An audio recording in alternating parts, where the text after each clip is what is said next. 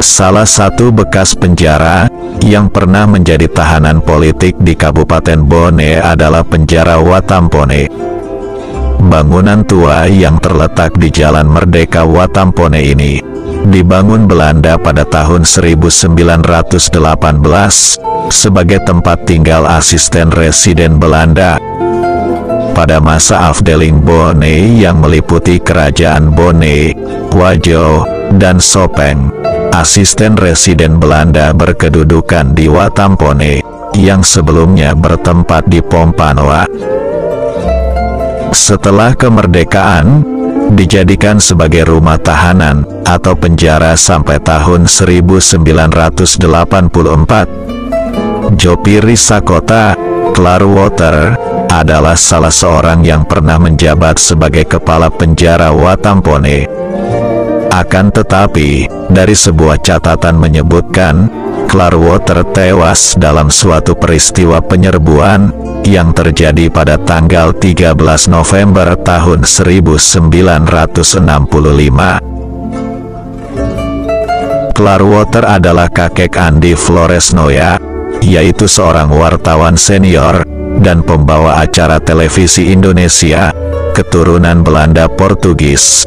Ia lebih dikenal ketika membawakan acara televisi Kick Andi.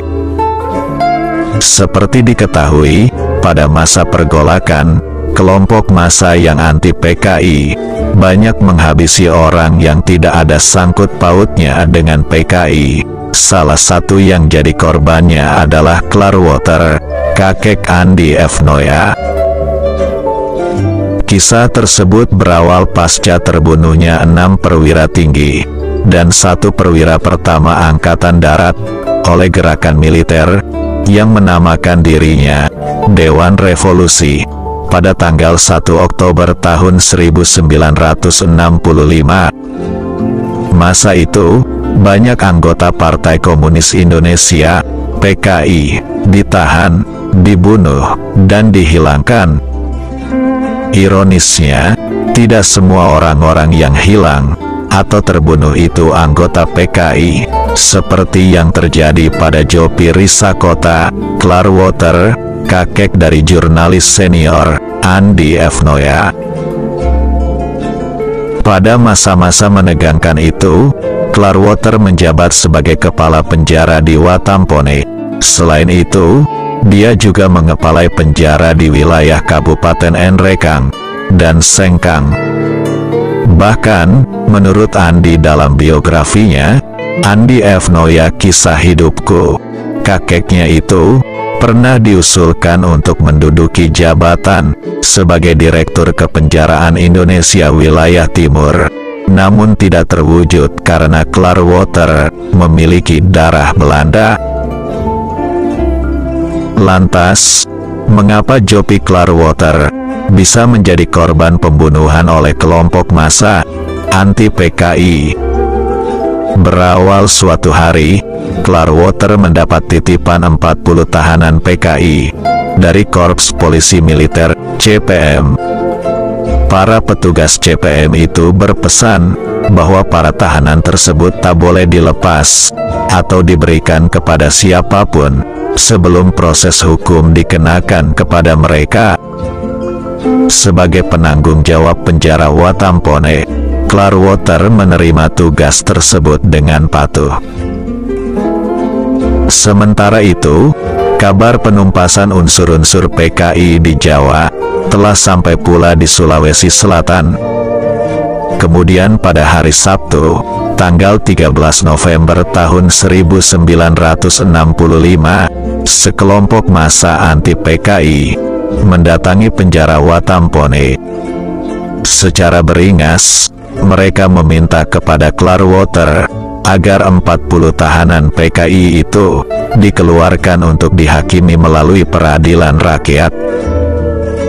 Sebagai orang yang bertanggung jawab atas keberadaan para tahanan, Clarwater menolak permintaan massa anti PKI tersebut. Dia secara keras melarang kelompok massa untuk masuk ke wilayah penjara. Mendapat sambutan seperti itu, tentu saja massa semakin beringas Akhirnya mereka memaksa dan berteriak-teriak agar pintu penjara dibuka. Tetapi Clearwater tetap menolak membuka pintu penjara. Akibatnya, massa menjadi beringas dan kehilangan akal sehat. Entah siapa yang memulai, mereka langsung mendobrak pintu penjara dan menyerbulah puluhan orang ke dalam penjara. Sementara itu, Clearwater yang berusaha mencegah, malah dibacok oleh salah seorang massa hingga tewas. Begitu pula wakil kepala penjara ikut menjadi korban bersama 40 tahanan PKI. Menurut cerita yang berkembang, Joppy Clearwater dan wakilnya dikuburkan secara massal bersama 40 tahanan PKI yang menjadi korban. Konon, 40 jenazah itu dikuburkan dalam satu liang. Sampai hari ini kerangka Clearwater tidak pernah ditemukan. Kuburan massal itu masih menjadi misteri sampai sekarang. Clearwater, lelaki kurus dan pendiam itu, seakan lenyap di telan bumi.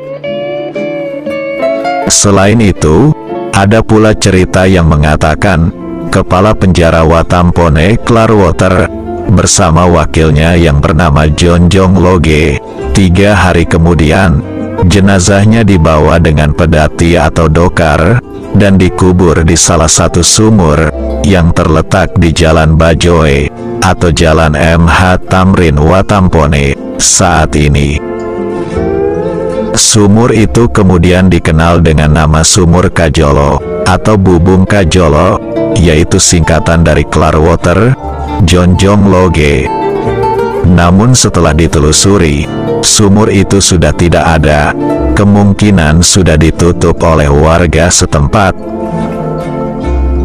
Tapi ada juga cerita warga yang mengatakan, konon, Clearwater bersama 40 korban lainnya, sebelumnya dibawa ke Jalan BCK Juara, sekitar kantor Golkar.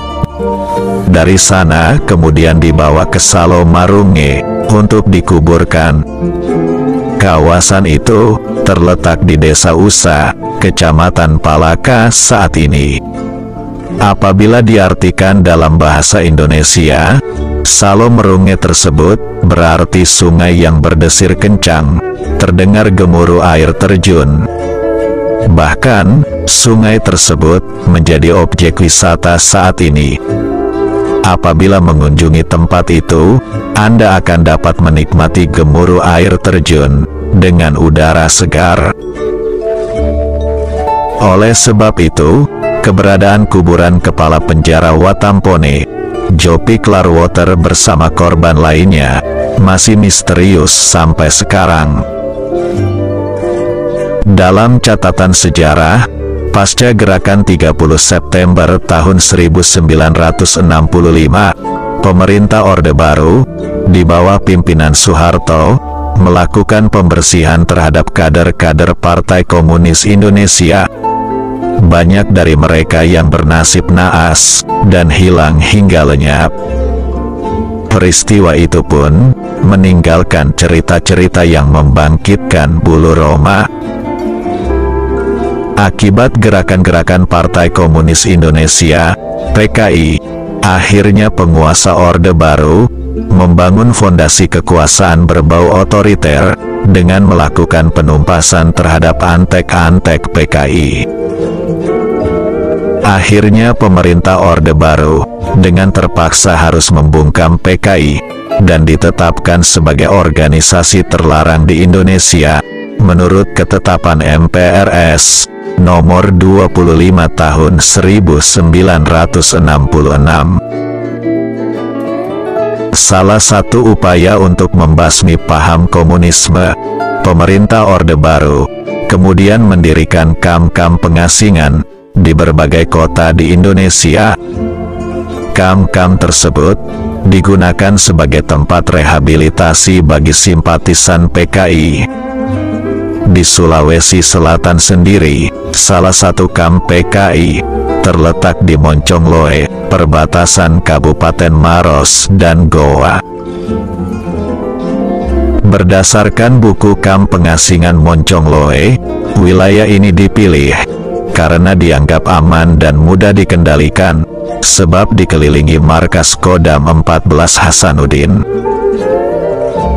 Kamp Moncong Loe, seluas 150 meter persegi, menampung sebanyak 911 orang, dengan rincian 859 pria, dan 52 wanita. Mereka berasal dari sejumlah daerah di Sulawesi Selatan, seperti Majene, Mamasa, Pinrang, Parepare, Baru, Pangkep, Maros, Palopo, Tanah Toraja, Takalar, Bantaeng, Bulukumba, Selayar, dan daerah lainnya. Para tahanan politik itu didatangkan secara bertahap ke Kamp Moncong Loe dari tahun 1969 sampai 1971. Moncong Loe saat ini adalah sebuah desa dalam wilayah Kecamatan Moncong Loe, Kabupaten Maros. Desa Moncong Loe dengan jarak sekitar 22 km dari ibu kota Kabupaten Maros, Provinsi Sulawesi Selatan. Dalam sejarahnya, Desa Moncong Loe pernah menjadi bagian dari Kecamatan Mandai. Namun dalam perkembangannya, desa ini bergabung dengan Kecamatan Moncong Loe pada tahun 2001. Dahulu, Moncong Loe merupakan wilayah terasing, dan seringkali menjadi tempat persembunyian para pencuri ternak dan pencopet. Bahkan, terkadang tahanan yang lari dari penjara juga bersembunyi di wilayah ini. Hal itu disebabkan karena kondisi wilayah Moncong Loe waktu itu masih tertutup, banyak tumbuh semak belukar dan pohon-pohon besar, jarak antar rumah penduduk sekitar 50 meter. Itulah sebabnya sehingga Moncong Loe dijadikan sebagai kamp penampungan para tahanan PKI. Kamp Pengasingan Moncong Loe mulai dirintis pada tahun 1968 dan digunakan pada tahun 1969. Karena overkapasitas tahanan politik di Pulau Jawa, maka Kamp Pengasingan Moncong Loe didirikan untuk menampung para tapol atau tahanan politik, utamanya antek-antek PKI di Sulawesi Selatan. Namun seperti penghuni kamp-kamp PKI lainnya di Indonesia, mayoritas diantaranya adalah korban salah tangkap dan dituduh sebagai simpatisan organisasi berlambang Palu Arit. Para tahanan dipekerjakan di beberapa proyek tentara, seperti membuka kebun-kebun pribadi milik tentara, yang luasnya tergantung pangkat yang dimiliki tentara yang bersangkutan. Selain itu, para tahanan dikerahkan untuk membuat jalan sepanjang 23 km dari Moncong Loe sampai Dayak. Untuk membuat jalan tersebut, tahanan disuruh mengambil batu dari gunung dan mengangkutnya ke jalan raya. Selain itu, tahanan disuruh menggarap tanah perkebunan, menanam sampai panen, membangun dan memperbaiki rumah perorangan milik petugas, mengambil dan menyusun kayu dan bambu, kemudian dijual untuk kepentingan petugas Kamp Moncong Loe. Hidup di kawasan tersebut terhitung mengerikan. Tak ada pasokan air bersih hingga listrik, kebun nenas dan singkong yang jadi tumpuan hidup, acap kali dirusak oleh babi hutan dan monyet. Moncong Loe yang penuh belukar dan tandus, sudah memberi ujian hidup bagi para tapol. Pada tanggal 20 Desember tahun 1977, akhirnya dilaksanakan pembebasan tapol sekitar 10.000 tapol G30 SPKI seluruh Indonesia, mulai kamp tahanan Digul, Buru, hingga Moncong Loe. Hari itu, ratusan tapol di kamp pengasingan Moncong Loe begitu senang.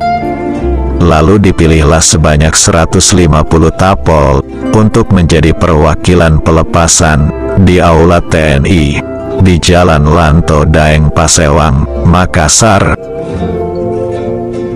Rupanya setelah pembebasan dari kamp Moncong Loe, kehidupan para tapol tidak berjalan baik. Tempat awal bekerja sudah tak mau lagi menerimanya. Mereka tetap memikul berbagai hukuman sosial, bahkan beberapa di antara mereka tak diterima lagi di kalangan keluarga dan masyarakat. Setelah pembebasan para tapol, kamp Moncong Loe kemudian ditutup pada tahun 1978. Moncong Loe adalah saksi bisu yang telah merekam penderitaan para tahanan yang dianggap antek-antek PKI. Begitu pula tragedi di penjara Watampone yang telah merenggut puluhan nyawa. Sudah terlalu banyak tragedi dan peristiwa yang telah terjadi di negeri ini. Tentunya kisah ini menjadi pelajaran bagi seluruh bangsa Indonesia agar lebih waspada terhadap segala upaya yang dapat meruntuhkan sendi-sendi kehidupan bernegara. Apalagi zaman sekarang, teknologi informasi berkembang pesat, dengan mudah pihak-pihak yang tidak bertanggung jawab untuk menyebarkan paham-paham yang tidak jelas. Negara Indonesia adalah hasil sebuah revolusi yang harus ditebus dengan pengorbanan harta dan nyawa. Sayang bila tidak dijaga. Ingat, revolusi itu mahal.